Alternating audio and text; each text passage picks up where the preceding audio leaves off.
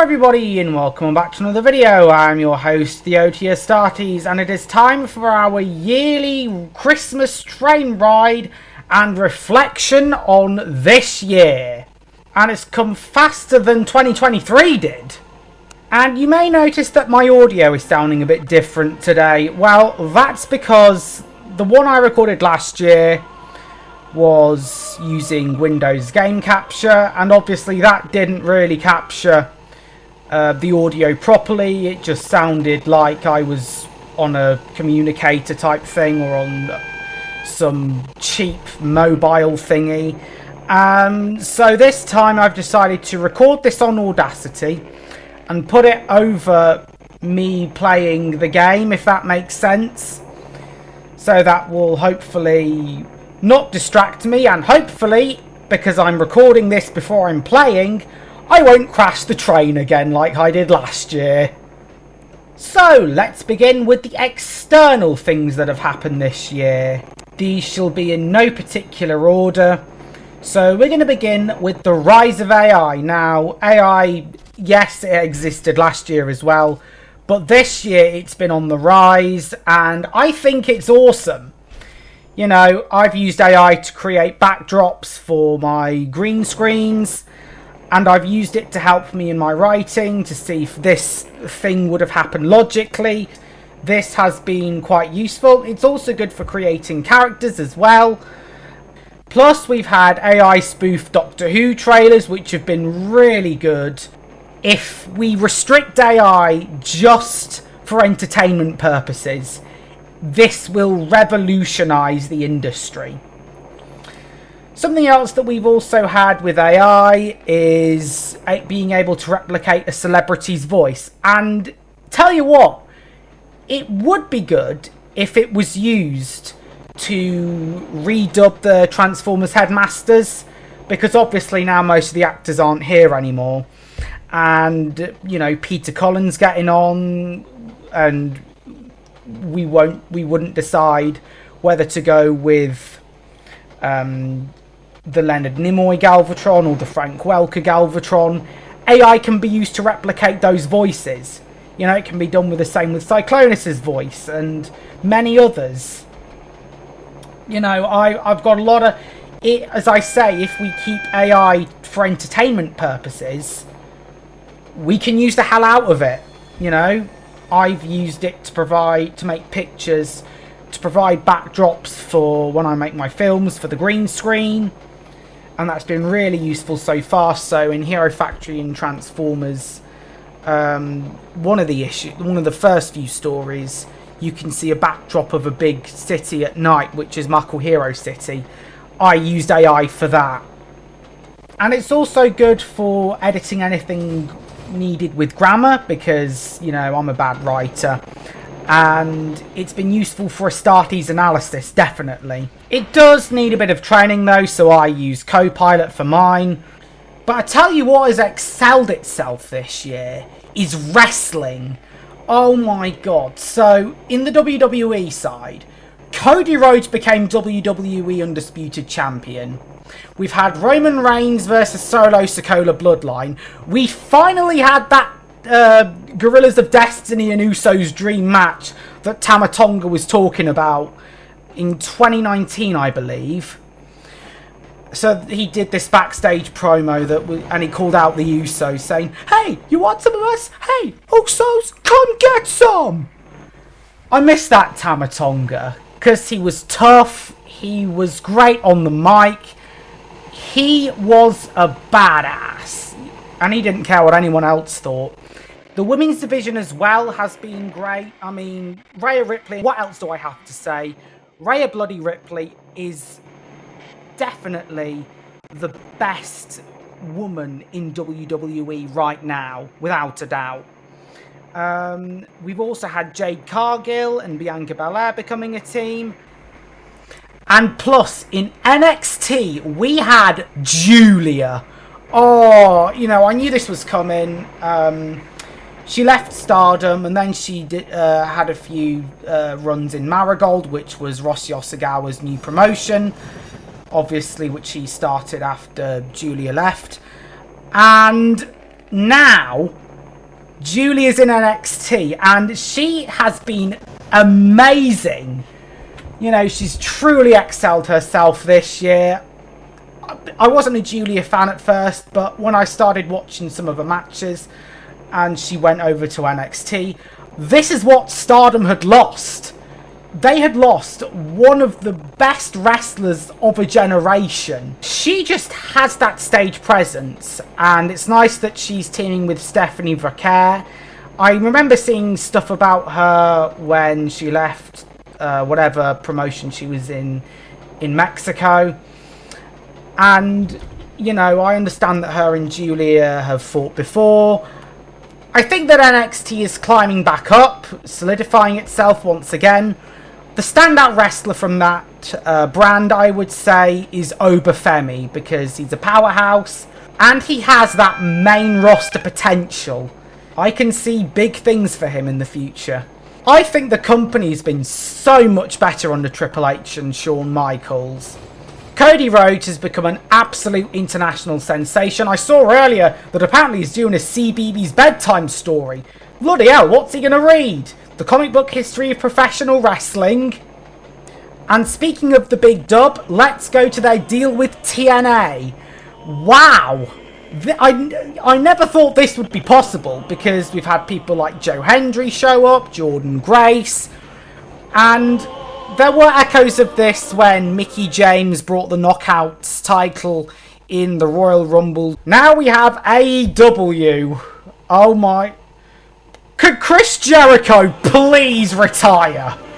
Because, like, his all-in performance, he can't sing, and he's trying to stay relevant by winning the Ring of Honor World Championship and FTW Championship. The learning tree isn't working. He just needs to pack up right now. I'm not too bothered about AEW now, but what I will say is, All In, when Nigel McGuinness came out, that was a moment to treasure, because, you know, this guy had been forced to retire due to injuries, or so I've heard. He's a Ring of Honor legend, and it's good for him for getting back into the ring. And his Oasis theme song also came back, which coincidentally happened the same weekend as we heard that Oasis were reuniting. I think God had something up his sleeve there. Now over to Japan now, with my guilty pleasure, Stardom. So, the dispatching of Queen's Quest had me questioning things at first. And at first I didn't like that Auto Tai were just getting renamed and it was the same people. But I think that HATE have definitely improved themselves. They've got great members. I like Tekla very much. She's better as a heel than a babyface.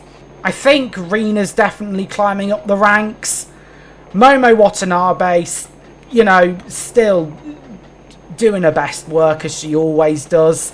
Saya Kamatani being a heel is the blessing that we never knew we needed. I prefer her as a heel than a babyface. I think she's got more character there. And she's not bad looking as well. I'd say she's pretty fine. Another faction, of course, that has come out is Neo Genesis. So, all my favourite wrestlers from Stardom in one fraction. Miyu Amasaki, Suzu Suzuki, Mei Seira, Azumi, Starlight Kid as leader. Oh, I was so happy to see this finally coming to fruition. Because Starlight Kid's heel work was some of the best ever I've seen. And to see her as the babyface again, fronting her own team. She's learnt those lessons from her time in Auto Tai. And now she has her own group. It's really nice to see her being a babyface once again. I wasn't into Stardom around that time. I didn't even know it existed. But to see her as a babyface is new for me. And it's a breath of fresh air. I also think Mei Seira's improved a lot this year, carrying on the lineage of the High Speed title. I'm really happy that Miyu Amasaki won the white belt, and her and Azumi are a team now. It's nice to keep their history alive with the fact that they were both in Queen's Quest together. Speaking of ex-Queen's Quest members, Lady C's a great fit for God's Eye. I've also grown to like Shiri now because I think she's an absolute badass. It's sad to see that Army Sorai had to be sidelined, but I really like her powerhouse moves. Mina Shirakawa has definitely outdone herself this year. I like Nexus V as well. I think they're all pretty good. I like how it was a merger of Club Venus and former Donna Del Mondo members. I think Maika should have been World of Stardom champion for a lot longer. I don't think Tora should have taken the belt when she did. As for Tam, as people know, I'm not her biggest fan. I just can't deal with all the cuteness around. It's not my kind of wrestling. But I started watching Stardom as her first reign came to an end, and obviously she was injured. So it's nice that she comes back and wins the belt. And of course, Mayu Iwatani has had her own movie come out this year. Why is it not available on any streaming services here in the UK? Because I'd really like to see it. And speaking of biopics, I have also just finished watching the Dump Matsumoto thing on Netflix, Queen of the Villains. If you are a Japanese wrestling fan, then I would recommend that you watch it. It's much better than Fighting With My Family, which was the Page movie. One wrestler that I will say that he always is good, I would say, is Will Ospreay, because he is a generational talent. I know not everyone likes his style. Now back to the big dub, I would say that Bron Breakker coming to the main roster was a brilliant choice. You know, I've grown to like him. I didn't like him when NXT 2.0 was a thing, but that's mainly because, you know, it wasn't the black and gold brand. Now for Hollywood films. Now, the only films I've really liked have been Dune Part 2. Another film I would say worth seeing this year was Deadpool and Wolverine. Now, just because one thing is good doesn't mean everything else is. And Transformers 1. Now, I was wrong about Transformers 1. The way it was marketed was absolutely awful. They didn't show the best of what the film had because, believe me, it was worth going and seeing. You know, I still went and saw it and I came out smiling at the end. And that's all down to everyone who commented in my Why I Don't Want to See Transformers 1 video. There is something that I would like to talk about, and that's radio. So this year we heard the extremely sad news that Steve Wright had passed away, and it felt like I lost someone close to me because I'd frequently listen to Steve Wright in the afternoon, and it felt like a part of my day and a part of my life. And when I heard of his passing, I was in absolute shock because radio was his life, and whenever I heard his opening theme tune, a smile would beam upon my face because I knew that everything was going to be alright no matter what mood I was in.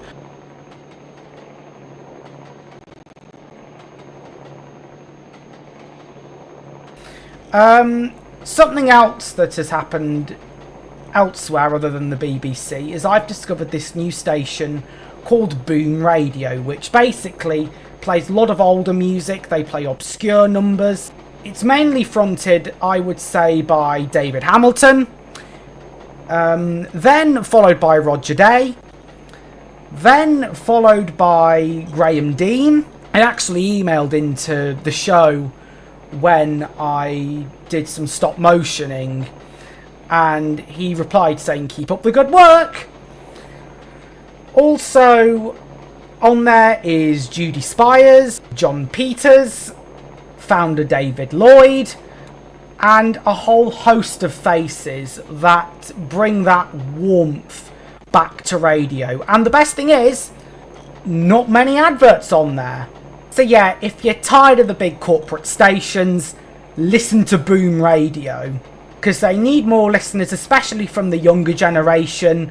I think the only DJ worth listening to on Radio 2 now is Tony Blackburn, if I'm honest. Now we are going to be talking about what this channel has experienced over the past year. So uploads have been less frequent. I'd rather take it slow because slow and steady wins the race. I'm a perfectionist. Something else also is Astartes analysis. Now, obviously, I did the next step first, and now I've got on to Hetty Feather. I have been cruising through the show as the series have progressed. So, for those who don't know, Hetty Feather is a book by Jacqueline Wilson, which has been adapted into a TV show. Now, it's not been perfect, I will say that. I've expressed that multiple times. There are lots of things to hate about Series 4, but I will say that it does improve over time. There's just a little few things to nitpick here and there. Also, the video format on that has changed, so I've given you more of a visualizer on what happens in the scenes because, you know, recording it on OBS wasn't really working. So I decided to change things a bit, and I think it's worked out well for the better. Also this year, stop motion wise, Transformers and Hero Factory. I've enjoyed every moment of it. It might not be my best work, but I enjoyed every moment of writing, filming. My passion for Hero Factory has reignited because I discovered them earlier this year. And that made me want to write a sequel. I know Invasion from Below happened, but I still... With this, you've got to consider it canon. But I just ignore it. But I'm more into Hero Factory than I ever have been in my life. And it's now become one of my passions. For the Transformer side of things, I decided to watch G1 again and buy Series 3 and 4 on DVD. I've also watched some of the Japanese dubs, so the Headmasters, to get a good idea of how the storyline goes, so I can fit it into this universe. Creating the customs has been so satisfying for me, because I love building Lego. I reuse older sets and use parts from them to make my customs. So I put my own spin on what the heroes would look like and envisioned what Hero Factory itself would be like 10 years from when it ended. So I didn't intend to have Mr. Makuro in this at all because he'd have probably been dead by now. And I made Rocker the chief of Hero Factory. I don't want him to be some special chosen one type hero. I just want him to be the first choice that Mr. Makuro would have, because obviously he has history with Hero Recon Team, and he's managed to help take down the Witch Doctor, Black Phantom, a dragon.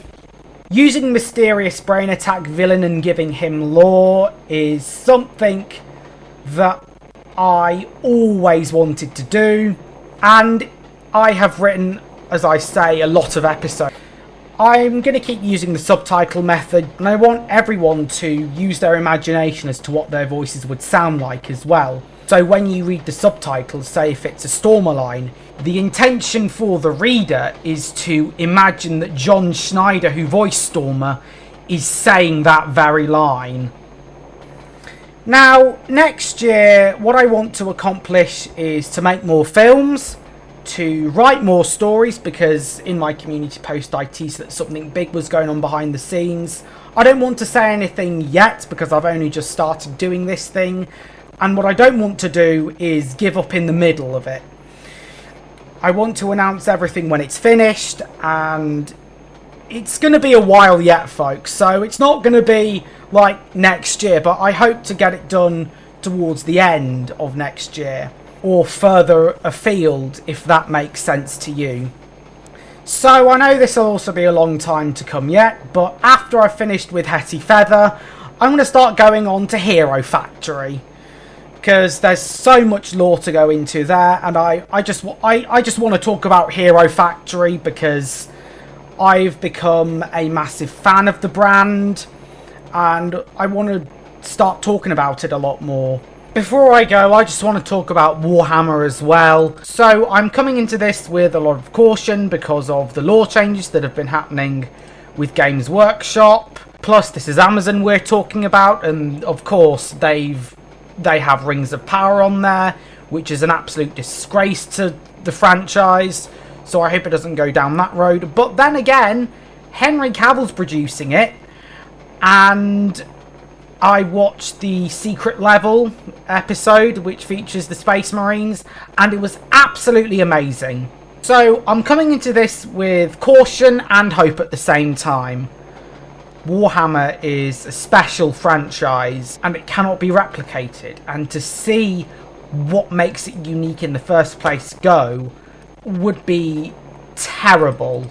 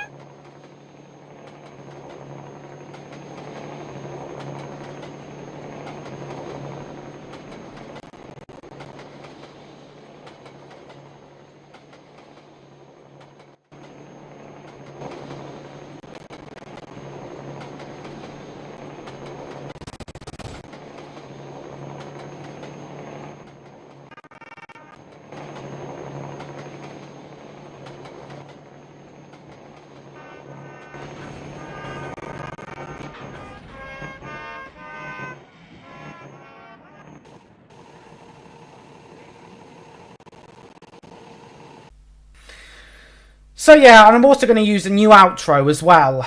So for Christmas, I will of course upload my yearly Christmas haul videos at some point.